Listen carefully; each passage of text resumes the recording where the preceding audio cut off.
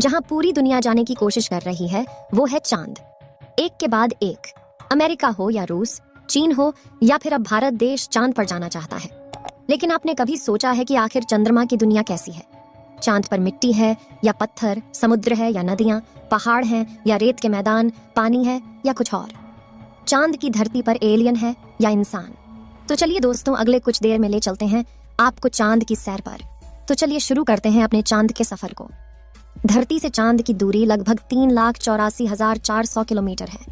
पृथ्वी से चांद तक पहुंचने में सबसे कम समय 4 दिन अमेरिका को लगा है। वहीं अगर हम चंद्रयान के रास्ते से चांद पर जाते हैं तो लगभग 40 दिन का समय लगेगा। अगर यह मानकर चलें कि हम अमेरिकी स्पेसक्राफ्ट में बैठकर चांद पर जा रहे हैं तो हमें वहां पहुंचने में 4 दिन का समय लगेगा। 4 दिन बाद हम चांद की जमीन पर होंगे। चांद की जमीन पर उतरने के बाद जो हमें सबसे पहले दिखेगा वो है चांद की जमीन।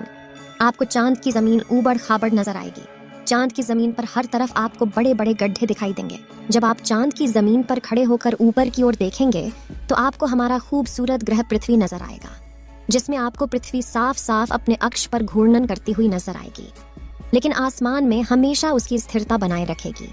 अर्थात चांद पर खड़े होकर पृथ्वी को कई वर्षों से अगर हम निहारते रहे तो वह अपनी जगह से टस से मस नहीं होगी।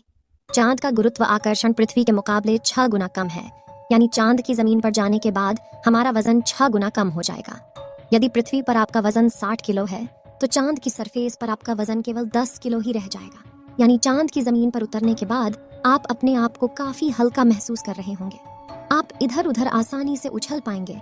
इसी कारण नील आर्मस्ट्रॉन्ग जब चांद पर चल रहे थे तब उछल उछल कर चल रहे थे, क्योंकि दोस्तों चांद पर पृथ्वी की तरह चल पाना संभव नहीं है। चांद की सतह पर नील आर्मस्ट्रॉन्ग और उनके साथियों के कदमों के निशान आज भी मौजूद हैं, क्योंकि वहां पर हवा न होने की वजह से वह निशान मिटा नहीं है। फिर थोड़ा चलने के बाद जब आप चांद पर इधर उधर देखोगे तो आपको बहुत सारा कचरा पेपर, बहुत सारे क्षतिग्रस्त सैटेलाइट और बैग्स मिलेंगे। ये सारा कचरा हम इंसान ने ही फैलाया है। ये कचरा इतना ज्यादा है कि 5 ट्रक भर सकते हैं।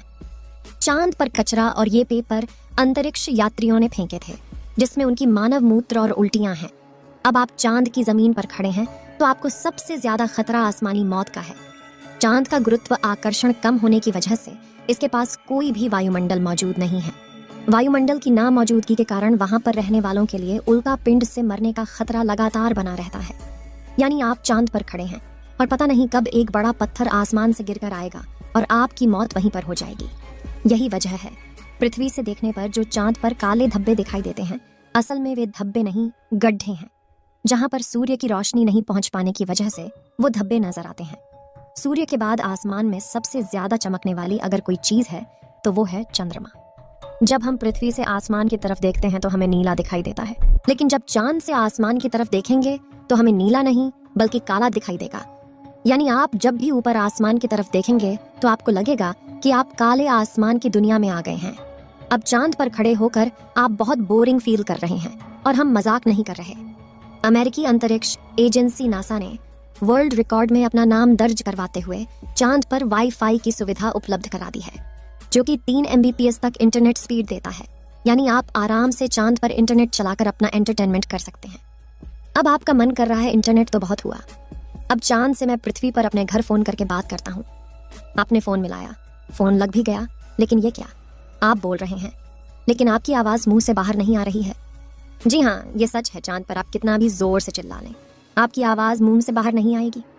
धरती पर वायु की हमेशा हर जगह उपस्थिति रहती है, लेकिन चंद्रमा का अपना कोई वायुमंडल नहीं है, इसलिए वहां पर ध्वनि तरंगों का संचरण सामान्य रूप से संभव नहीं है। यदि आप चंद्रमा पर किसी को पुकार कर बुलाना चाहेंगे तो उस तक आपकी आवाज नहीं पहुंच पाएगी।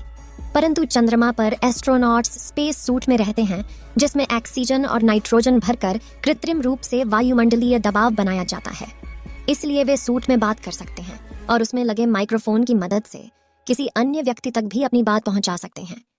इस तरह से चंद्रमा पर टेलीफोन के काम करने में तो कोई समस्या नहीं है, लेकिन आपको ध्वनि को अपने मुंह से माइक्रोफोन तक पहुंचाने के लिए किसी माध्यम जैसे वायु की आवश्यकता पड़ेगी, जो कि इस स्पेस सूट में ही संभव है।